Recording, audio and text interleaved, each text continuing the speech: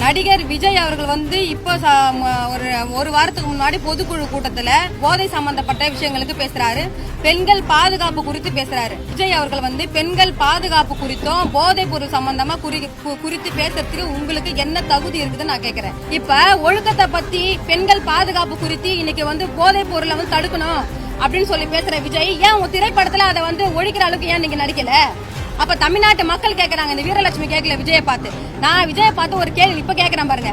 நீங்க அதாவது வந்து வெயிலோடைய வெப்பத்தையே தாங்க முடியாத நடிகர் விஜய் தன்னுடைய சொந்த ரசிகை 85% தீக்காயத்தோட வந்து வீடியோ போட்டு வந்து உதவி கேக்குறாங்க. அந்த உதவிக்கே வந்து உதவி செய்யறதுக்கு வரல. இப்ப வந்து நாட்டு மக்களுக்கு வந்து எப்படி வந்து அதை உதவி செய்வாரு? அவர் வந்து இப்ப பனையூர்ல கெஸ்ட் ஹவுஸ்ல இருக்கிறாரு. அது போலலாம் இருக்காது. ஏசி ரூம் எல்லாம் போட்டு மேக்கப் மேன் பக்கத்திலேயே டைலாக் மேன் பக்கத்திலேயே இருந்தாலும் பேச முடியாது. ஒரு நாள் நடிகர் விஜய் இது போல வந்து பத்திரிகையாளர் சந்திப்புல நீங்க கேக்குற கேள்வி என்ன கேக்குறீங்க பாருங்க கேள்வி. அது போல கேள்வியை நடிகர் விஜய் கேட்டு பாருங்க.